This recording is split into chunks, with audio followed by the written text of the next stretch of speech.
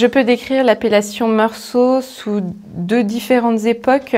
La première est celle d'il y a 35-40 ans, où on faisait des vins plus sur la rondeur, sur le gras, sur la richesse. On avait une méthode de vinification avec beaucoup de bâtonnage, beaucoup de bois neuf, sur une période aussi plus longue, qui donnait donc ce style de vin. Aujourd'hui, on a une méthode de vinification et d'élevage où les bâtonnages sont plus réfléchis, l'utilisation de bois neuf aussi.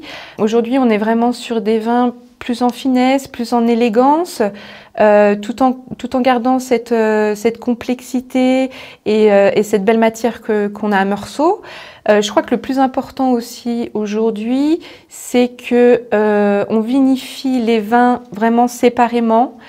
Chaque climat séparément, ce qu'on ne faisait pas non plus à l'époque. Mais aujourd'hui, vraiment, cette notion de terroir est très importante. Et je pense que c'est ça aussi qui donne aujourd'hui plus de finesse, voilà, plus de finesse dans les vins.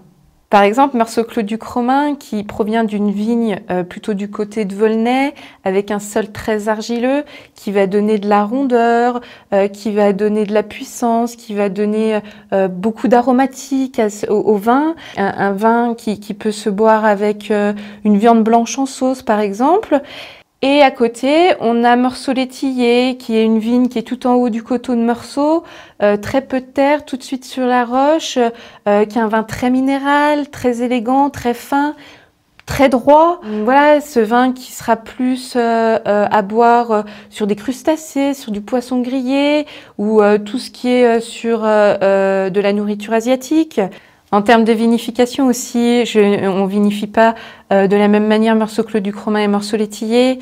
On utilise plus de fût neuf sur Meursault-l'Étillé, puisque pour nous, le fût neuf est un support au vin et que Meursault-l'Étillé a besoin de ce support par sa finesse, sa minéralité. Et Meursault-Clos du Cromin en a moins besoin parce que justement, l'argile lui donne cette rondeur et cette puissance. Voilà, ce que j'aime à Meursault, moi, c'est les différences de sol, les différences des terroirs, les différences de savoir-faire des viticulteurs, les différentes vinifications. Voilà, ce que j'aime à Meursault, c'est tous ces différents vins sur l'appellation Meursault.